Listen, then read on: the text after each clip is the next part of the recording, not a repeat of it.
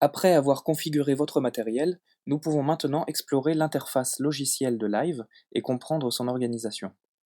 Tout en haut de la fenêtre du logiciel, vous avez ce qu'on appelle la barre de transport, qui vous permettra par exemple de configurer le tempo du morceau que vous êtes en train de créer, ou de lire et d'arrêter la musique par exemple.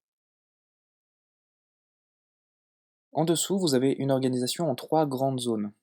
La première de celles-ci, la plus grande, est la zone principale, toute cette zone-ci, qui comprend tout ce qui est utilisé par votre projet. Les sons, les instruments, les partitions, etc.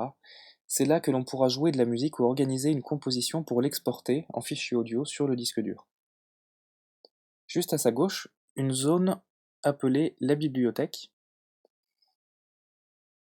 qui vous permettra d'importer dans votre projet les instruments, les sons, les effets présents sur le disque dur de l'ordinateur. Vous pourrez aussi de cet emplacement accéder et ouvrir d'autres projets.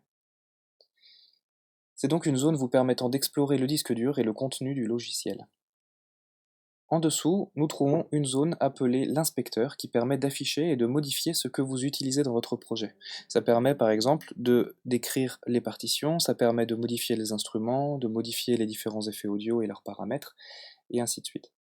Et juste à gauche de cette zone d'inspecteur se trouve une petite fenêtre d'aide qui est bien pratique dans ce logiciel et qui vous donne une aide contextuelle pour identifier chaque élément de l'interface simplement en le survolant avec la souris. C'est donc quelque chose de très très utile pour démarrer.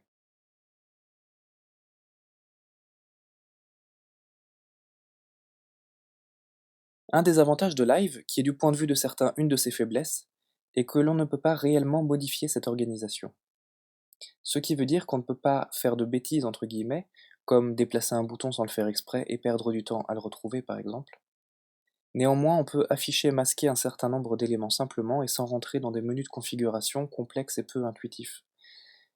Par exemple, pour gagner de la place sur l'écran, il est parfois utile de masquer la bibliothèque ou l'inspecteur. La seule zone qu'on ne peut pas réellement masquer, c'est la zone principale. Dans tout le logiciel, cliquer sur un bouton contenant un triangle, comme celui-ci, permet de déployer ou replier certains éléments. Cliquer sur le triangle en haut à gauche de la bibliothèque vous permettra de l'afficher ou de la masquer. Il en est de même avec l'inspecteur qui peut être affiché ou masqué avec le bouton situé en bas à droite de l'écran. L'aide peut elle aussi être masquée ou affichée en cliquant sur le bouton en bas à gauche de l'écran. À noter, elle ne peut s'afficher que si l'inspecteur est lui-même ouvert. Si je referme l'inspecteur, si je masque l'inspecteur, la fenêtre d'aide se masque elle aussi. On ne peut pas avoir la fenêtre d'aide ouverte sans l'inspecteur.